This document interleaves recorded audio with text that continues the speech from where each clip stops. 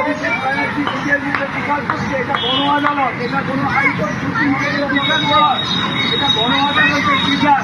তাই গণ আদালতে যারা আছেন আপনারাই বলুন কি করা উচিত। এটাকে ফাঁসি দেওয়া উচিত না একে যাবজ্জীবন কারাদণ্ড দেশ থেকে বের করে দিন।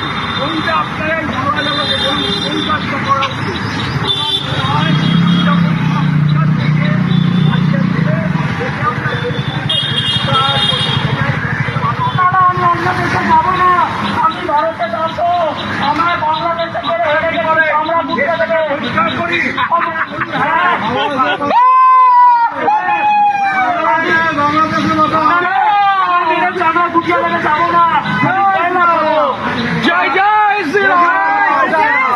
আপনাদের বিচারে গণ আদালতে অভিষেককে এই দেশ থেকে ও ভারতকে চ্যালেঞ্জ করেছিল, তাই এই ভারত থেকেই ওকে বিচারিত করা হলো গণ আদালতের বিচারে।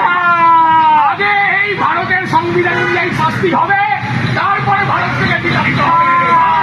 আমি বাংলাদেশ যাব না, ওরা কে আছিস বাঁচা পিসি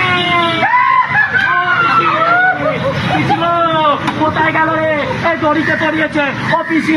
এই পুলিশ বাঁচা, police arrest, arrest police, police arrest, arrest, arrest, arrest. এই ডিজে, এই ডিজে, ডিজে জয় বাংলা বলতে পারলাম। এই বেরোচ্ছে জয় জয় জয় শ্রীরাম, জয় শ্রীরাম, জয় মা শ্রীরাম। এ বাবা কি হয়ে গেল?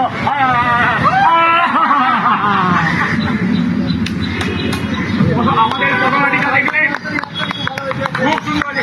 Thank you, thank you, thank you. আপনারা এইভাবে বিচার করুন।